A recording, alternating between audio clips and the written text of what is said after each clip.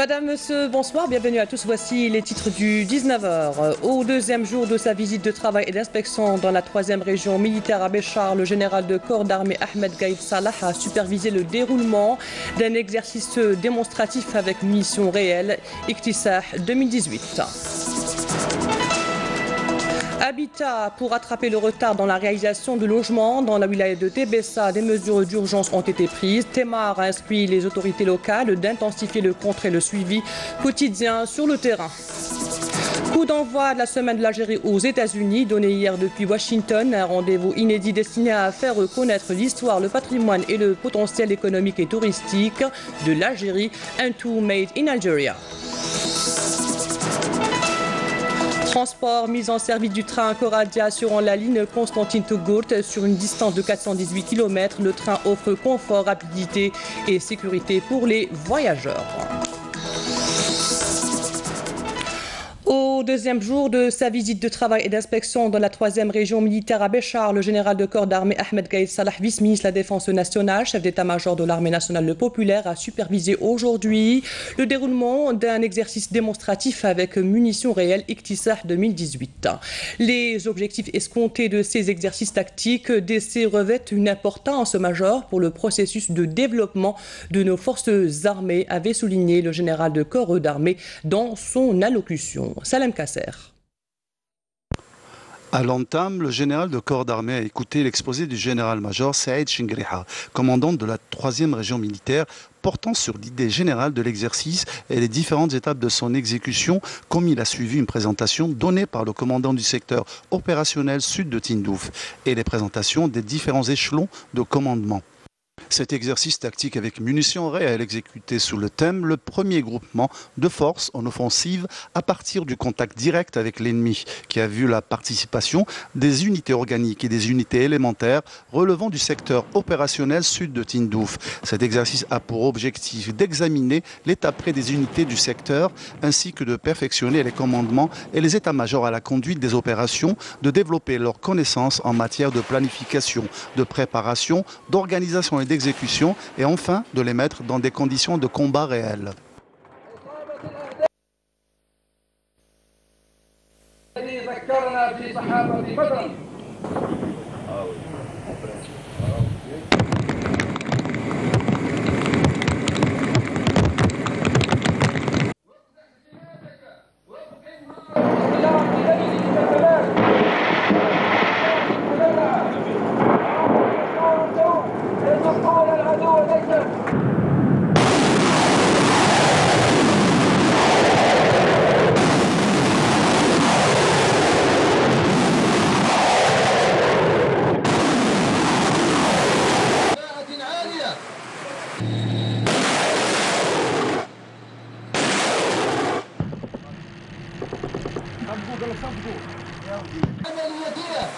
Au niveau du champ de tir du dit secteur opérationnel, le général de corps d'armée a suivi de près les actions de combat menées par les unités engagées relevant des forces terrestres et aériennes et de défense aérienne du territoire. Des actions menées avec professionnalisme durant toutes les phases, avec des niveaux tactiques et opérationnels très satisfaisants, reflétant une rigueur de planification et d'organisation de haut niveau, ainsi que la compétence des cadres dans le domaine du montage et de la conduite des différentes actions de combat et le savoir-faire et l'aptitude des personnels à maîtriser les différents systèmes d'armement et des équipements mis en service, ce qui a contribué amplement à la réalisation de très satisfaisants résultats, notamment en termes de précision des tirs.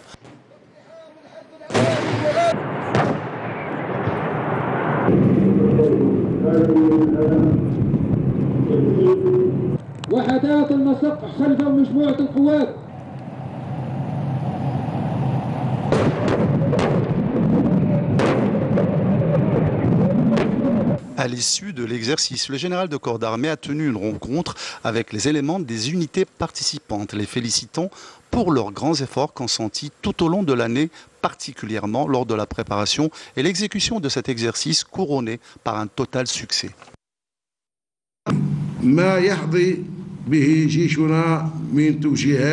En fait, la démarche de développement graduel constitue l'objectif principal auquel le haut commandement de l'armée nationale populaire a conféré ces quelques dernières années un intérêt particulier qui a donné ses fruits grâce aux orientations clairvoyantes et au soutien immuable de son Excellence, le président de la République, chef suprême des forces armées, ministre de la Défense nationale. Ces fruits qui ne cessent de permettre, grâce à Allah, le Tout-Puissant, de mettre en valeur la véracité des efforts persévérants dans tous les domaines du métier du militaire.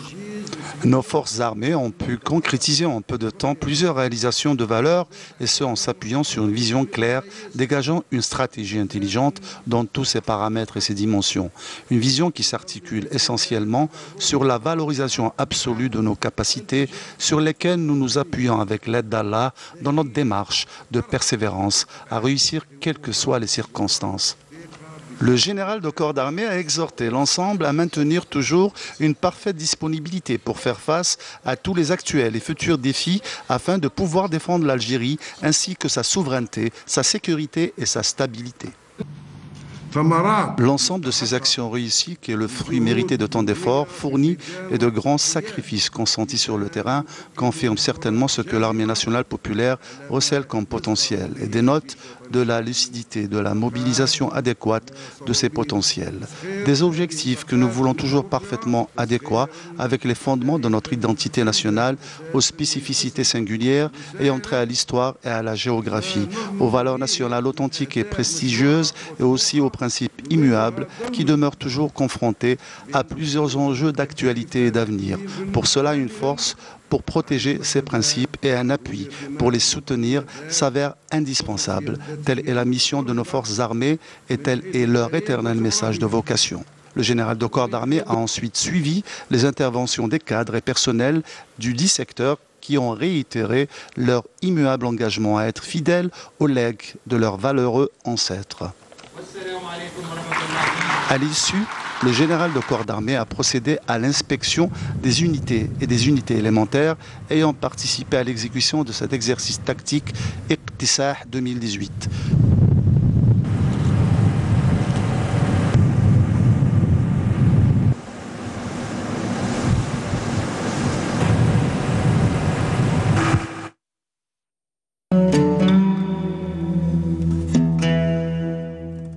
بسم الله الرحمن الرحيم إن الصلاة كانت على المؤمنين كتابا موقوتا صدق الله العظيم.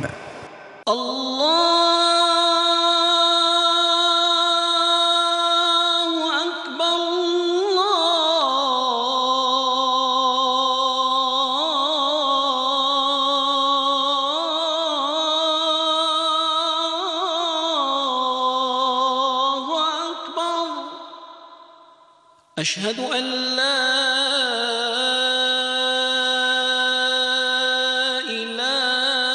إله إلا الله أشهد أن لا إله إلا الله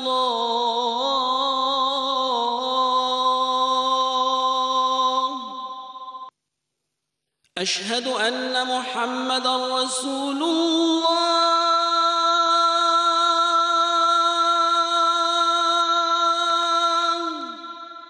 أشهد أن محمدًا رسول الله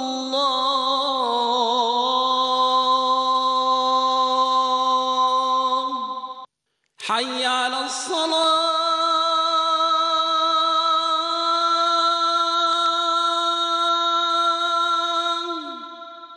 حي على الصلاة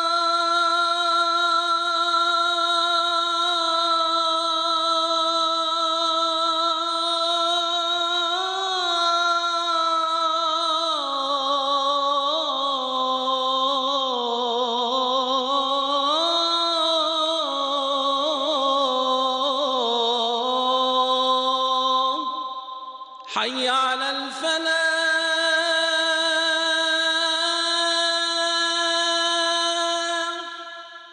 حي على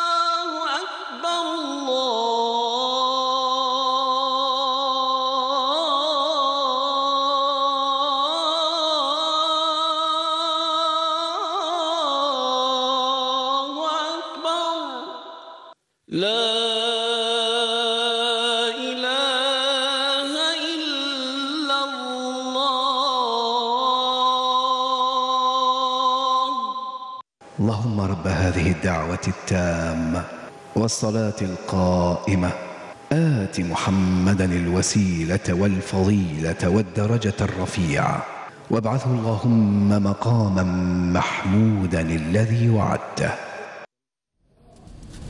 تقبل الله صلاة الجميع. Au Caire, et lors de sa participation à une réunion ad hoc des ministres des Affaires étrangères sur l'Agence des Nations Unies pour les réfugiés palestiniens, le ministre des Affaires étrangères Abdelkader Msahel a déploré la décision de l'administration américaine de stopper son aide financière à cette agence onusienne. Msahel a souligné que l'appui à cette agence créée en vertu d'une résolution de l'Assemblée générale de l'ONU implique une responsabilité juridique, politique et éthique pour assurer le droit des réfugiés palestiniens à une vie digne et leur permettre de bénéficier des prestations sociales, notamment sanitaires et éducatives. Abdelkader Msahel est au Caire, en Égypte, où il a pris part aujourd'hui aux travaux de la 150e session ordinaire du Conseil de la Ligue arabe au niveau ministériel. Les derniers développements de la situation dans la région, notamment la question palestinienne, sont à l'ordre du jour. Et je vous propose maintenant d'écouter un extrait de l'intervention de Abdelkader Msahel au Caire. اليوم ومن هذا المنبر الموقر تجدد دعوتها لتقريب الرؤى ووجهة النظر لجمع الشمل وتوحيد الكلمة، مقتنعة بأن هذا هو السبيل الوحيد لوسن أمن منطقتنا، والذي يمر حتما عبر انتهاج المقاربة السياسية والسلمية لحل الخلافات والأزمات والاعتماد على فضائل الحوار البناء والمصالحة بين الفرقاء بما يحفظ وحدة وسيادة بلداننا. Et toujours au Caire, le ministre des Affaires étrangères Abdelkader Msahel et son homologue irakien Ibrahim El-Jafari ont salué ce mardi la profondeur de relations historiques liant les deux pays frères. Lors de cette rencontre qui s'est déroulée en marge de la 150e session ordinaire du Conseil des ministres arabes des Affaires étrangères de la Ligue arabe, les deux parties ont évoqué les relations bilatérales et les voies de leur renforcement. Le ministre irakien a invité Msahel à effectuer une visite à Bagdad. Le chef de la diplomatie algérienne s'est réjoui de cette invitation à même de renforcer les relations exceptionnelles et solides unissant les deux pays. Depuis Washington, le ministre du Commerce Saïd Jellab a donné hier le coup d'envoi de la semaine de l'Algérie aux États-Unis. Il s'agit d'un rendez-vous inédit destiné à faire connaître l'histoire, le patrimoine et le potentiel économique et touristique de l'Algérie. L'exposition se décline en 3 volets distincts dédiés aux produits de l'industrie, à l'artisanat, le tout made in Algeria. Halimi Aïcha. C'est à Washington DC, la capitale fédérale des États-Unis, qu'a débuté la semaine économique et culturelle de l'Algérie aux États-Unis. Un événement inauguré par le ministre du Commerce, Saïd Jellab, en présence des autorités concernées et de l'ambassadeur d'Algérie aux États-Unis. C'est dans le but de décrocher de nouvelles opportunités pour l'exportation que se tient l'exposition, qui se décline en 3 volets dédiés aux produits de l'industrie, de l'artisanat et du tourisme, avec pour point commun la promotion du Made in Algeria dans les filières électriques, électroniques, électroménagers et agroalimentaires. Notre visite à Washington DC se tient dans le cadre du partenariat et d'une grande exposition économique et commerciale organisée pour la première fois afin de transmettre les données de l'économie nationale et des réalisations concrétisées grâce aux nouvelles orientations stratégiques de son Excellence le Président de la République, Abdelaziz Bouteflika.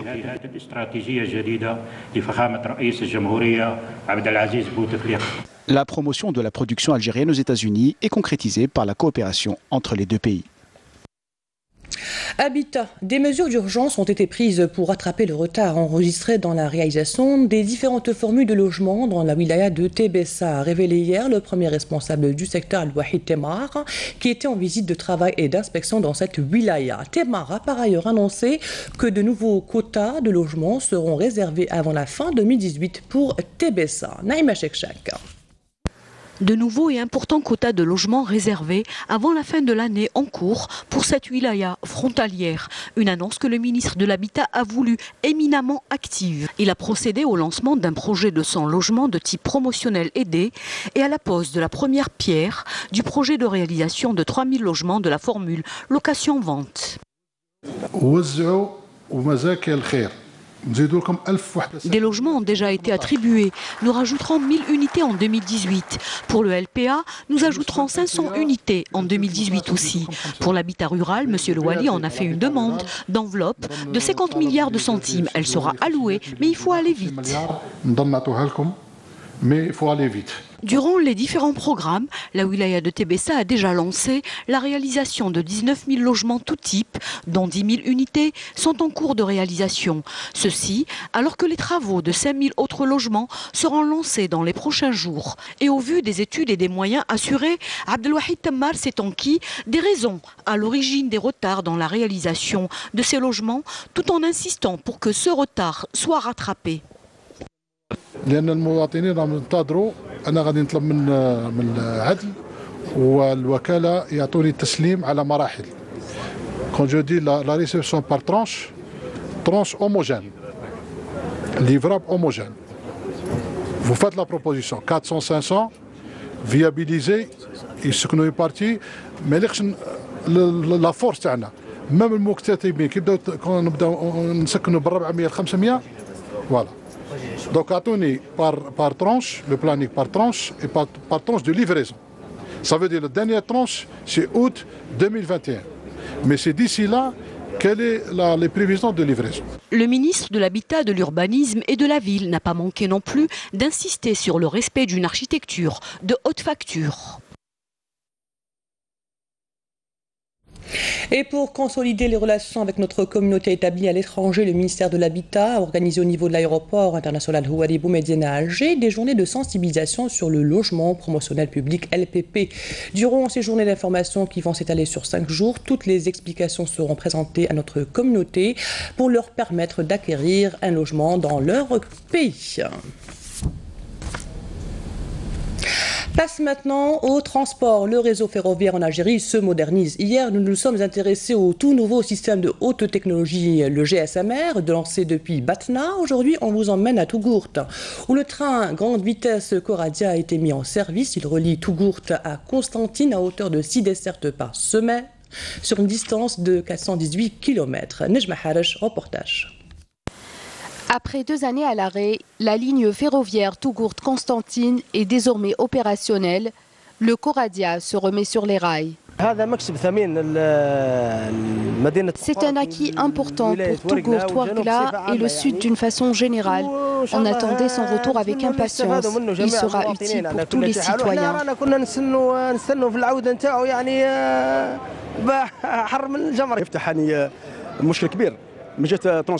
Il apporte une réelle solution en matière de transport. Sur le train précédent, on mettait 7 à 8 heures de temps pour arriver à Biskra. C'est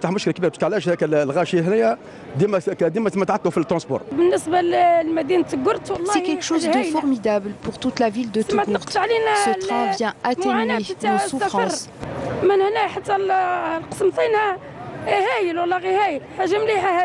Ce train va sans doute désenclaver toutes les régions éloignées. C'est un grand projet qu'on attendait depuis des années. ونشكر الدولة على هذا الإنجاز هذا اللي دارته ومشروع كبير مليح يعني الفائدة للمنطقة نتاعنا.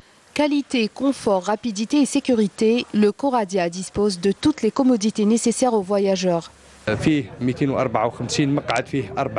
D'une capacité de 254 places, 60 pour la première classe et 194 autres pour la classe économique. Ce train dispose également de 4 fauteuils pour les personnes aux besoins spécifiques.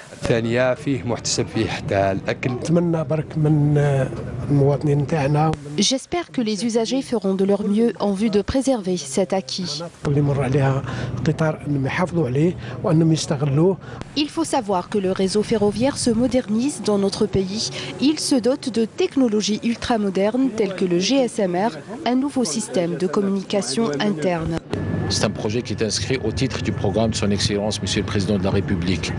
C'est un système de radio numérique, c'est un système de transmission qui permet la communication entre le data center, la centrale, avec tous les trains en temps réel et entre les trains eux-mêmes et également avec toutes les équipes En visite hier dans la wilaya de Batna, Abdelghani Zahlan a présidé le lancement de ce nouveau système. Il s'agit d'une première en Afrique et dans tout le Moyen-Orient. Je le rappelle, c'est un système qui est reconnu universellement, qui est reconnu par les instances internationales concernant la gestion du réseau des chemins de fer. Et c'est une technologie numérique qui va permettre de rentabiliser les projets importants consentis par l'État, aussi bien dans la wilaya de Batna qu'à travers le territoire national et qui maintenant avoisine les 4200 km et qu'à la réception de l'ensemble des projets qui sont en cours à travers le territoire national, nous atteindrons les 6300 km. Rappelons que l'objectif fixé, arrêté par le gouvernement au titre du programme du président de la République, c'est d'arriver à l'horizon de l'année 2021 à transporter environ 60 millions de voyageurs et transporter 17 millions de tonnes de marchandises. Le réseau ferroviaire en Algérie, un nouveau défi économique. Dans le cadre de la coopération technique avec l'Organisation pour l'interdiction des armes chimiques, le ministère de la Défense nationale organise depuis aujourd'hui jusqu'au 14 du mois en cours au Cercle national de l'armée à Beni Messous un cours de formation des formateurs sur les aspects techniques de transfert de la Convention sur l'interdiction des armes chimiques. Au nom du général de corps d'armée, vice-ministre de la Défense nationale, chef d'état-major de l'armée nationale populaire, le général-major Grodi Jamel, chargé de mission auprès du ministère de la Défense nationale, a présidé l'ouverture du cours animé par des experts nationaux et étrangers dans le but d'examiner et de discuter des questions relatives à la formation des formateurs. Dans un communiqué, le ministère de la Défense nationale a indiqué que dans le cadre de la lutte antiterroriste et de la sécurisation des frontières grâce à l'exploitation de renseignements et lors d'une patrouille menée près de la bande frontalière à Ingezam, 6e région militaire, un détachement de l'armée nationale populaire a découvert hier une cache contenant une importante quantité de munitions s'élevant à 2600 balles de différents calibres. Et dans le cadre de la lutte contre la criminalité organisée, des gardes frontières ont arrêté à Béchar, 3e région militaire, un narcotrafiquant en possession de 9,2 kg de cuivre traité, tandis que des éléments de la gendarmerie nationale ont saisi 1200 unités de différentes boissons à Mascara, 2e région militaire, 20 quintaux de feuilles de tabac et 5000 paquets de cigarettes à Eloued et Lagoat, 4e région militaire. D'autre part, les détachements de l'ANP et des éléments de la gendarmerie nationale ont intercepté lors d'opérations distinctes 26 immigrants clandestins de différentes nationalités à Adra, Naama et Gardaya, et fin du communiqué du MDN. Hier, un nouveau centre de repos des Moudjahidines a été inauguré à Timimoun par le ministre du secteur. En plus des salles de soins et de repos, le centre est doté d'une salle d'enregistrement pour recueillir les témoignages vivants des Moudjahidines. Hassiba Abdallah. C'est un tout nouveau centre de repos au profit des Moudjahidines qui a été mis en service hier à l'occasion de la visite du ministre des Moudjahidines à Timimoun. Le centre est doté de toutes les commodités et équipements de repos favorisant la détente dans cette région du sud du pays. Il devra également contribuer aux activités historiques ayant trait à la glorieuse guerre de libération nationale, dont l'enregistrement des témoignages des Moudjahidines. ونستغل كذلك وجود نتاعهم في هذه المراكز للشهادات. Nous allons profiter du séjour des Moudjahidines dans ce centre pour obtenir des témoignages. Nous sommes actuellement dans une course contre la montre pour enregistrer un maximum de témoignages des Moudjahidines et de tous les cadres de la révolution algérienne. Ce sera un centre de repos et de soins qui contribuera aussi à l'enrichissement de l'histoire du pays. D'autant plus que le centre accueillera des Moudjahidines venus de toutes les wilayas du pays. Nous pourrons alors obtenir des témoignages collectifs ainsi que des témoignages individuels. Avec une superficie de 30 000 m² et différents services et soins proposés, le centre de repos des Moudjahidines de Timimoun sera en mesure d'offrir toutes les conditions nécessaires pour satisfaire ses résidents. Nous sommes fiers de ce projet. Le centre est équipé de tout et il a toute une équipe pour le gérer.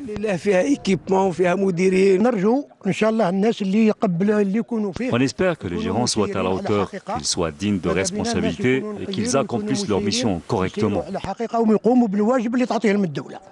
Cette structure de repos destinée aux Moudjahidines constitue un acquis pour le secteur et un soutien de plus pour les activités et manifestations historiques afférentes à la guerre de libération nationale. Hommage, l'association Mash'al Shahid et le quotidien Moudjahid ont organisé une cérémonie de recueillement à la mémoire du défunt Mohamed Salah Yahyaoui, décédé le 10 août dernier. Lors de cette rencontre à laquelle ont assisté des membres de la famille révolutionnaire, les intervenants ont mis en avant les qualités de cet homme qui a su allier culture et politique outre la bravoure dont il avait fait preuve au champ de bataille.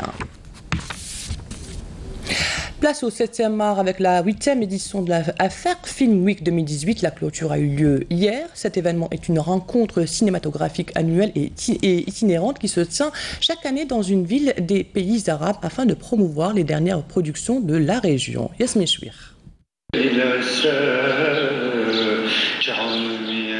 Afaq Film Week ou la semaine du cinéma Afaq. Cet événement visant la promotion du 7e art arabe s'est déroulé du 8 au 10 septembre à la salle Atlas à Alger.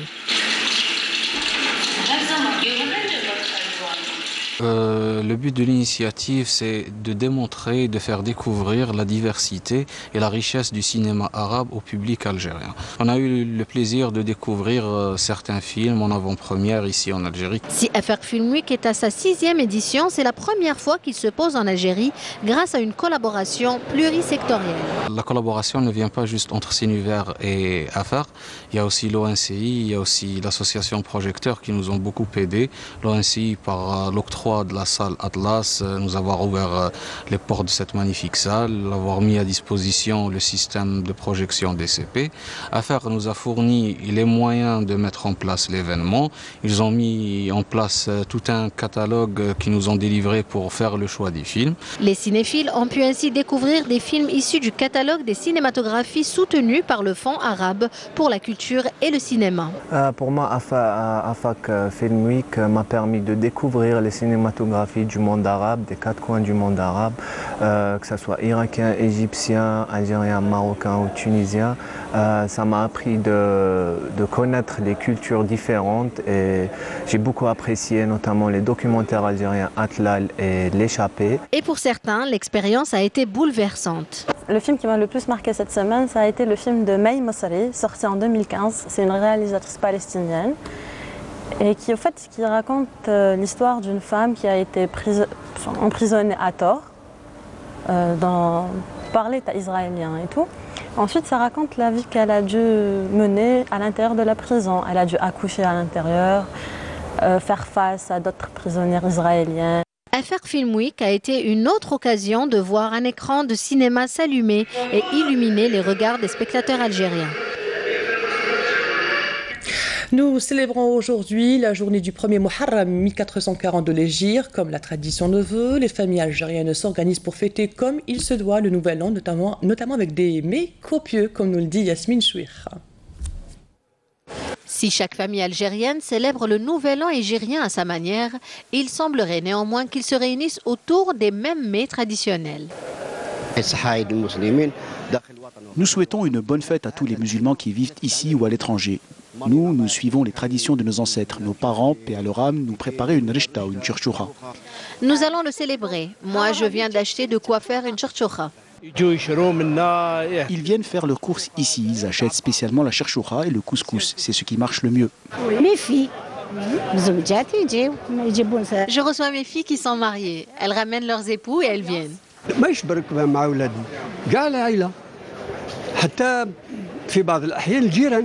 Pas seulement les enfants, toute la famille et parfois même les voisins, ceux qui n'ont pas de famille proche, viennent célébrer l'événement avec nous. On discute et on évoque le passé.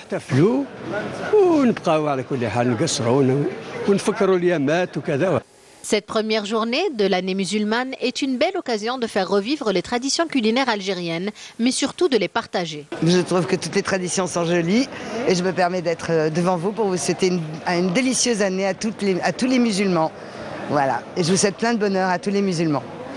Et l'Algérie est vraiment un pays magnifique.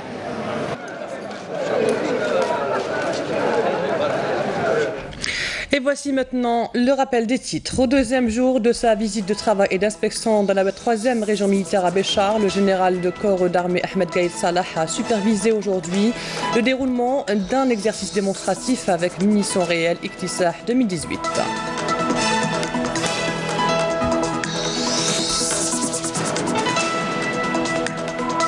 Habitat, pour rattraper le retard dans la réalisation de logements dans la wilaya de Tébessa, des mesures d'urgence ont été prises.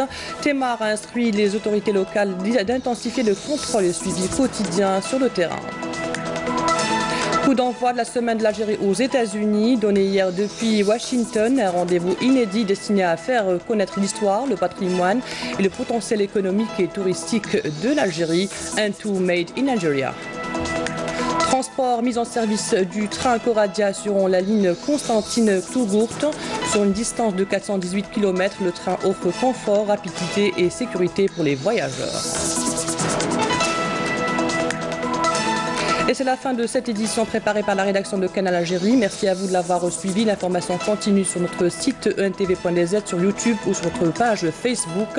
Demain, vous retrouverez Faliel Assari à midi. Quant à moi, j'aurai le plaisir de vous retrouver à 19h. Bonne soirée, au revoir et bonne année.